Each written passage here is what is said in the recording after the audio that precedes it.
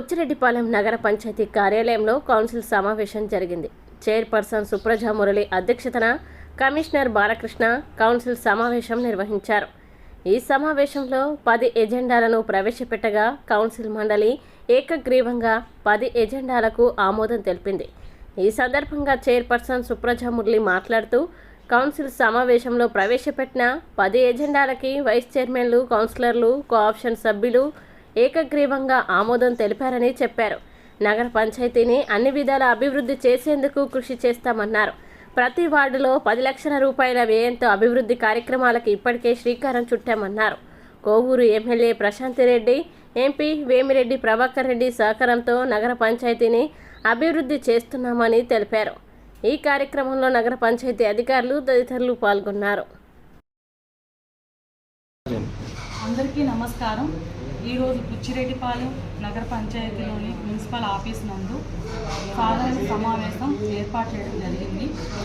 ఈ సాధారణ సమావేశానికి విచ్చేసినటువంటి మున్సిపల్ కమిషనర్ గారికి, వైస్ చైర్మన్లకు, కౌన్సిలర్లకు, కోఆప్షన్ మెంబర్స్కి, ఆఫీస్ సిబ్బందికి మరియు మీడియా మిత్రులకు అందరికీ నా హృదయపూర్వక నమస్కారాలు.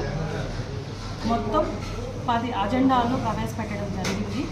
ఈ 10 అజెండాలు శానిటేషన్ వర్కర్ల మీద, వాళ్ళకి ఇవ్వాల్సిన జీతాల మీద, మనం చేయాల్సిన పనుల మీద పెట్టడం జరిగింది. దోమల నివారణ మీద అన్ని మొత్తం అజెండాలు 10 అజెండాలు అన్ని ఏకగ్రీవంగా కౌన్సిలర్లు, వైస్ చైర్మన్లు, కోఆప్షన్ సభ్యులు అందరూ కూడా ఏకగ్రీవంగా ఆమోదించడం జరిగింది. అందుకు అందరికీ కూడా ప్రత్యేకంగా ధన్యవాదాలు తెలుపుకుంటున్నాను. మన బుచ్చిరెడ్డిపాలెం నగర పంచాయతీలో ప్రతి వార్డులోనూ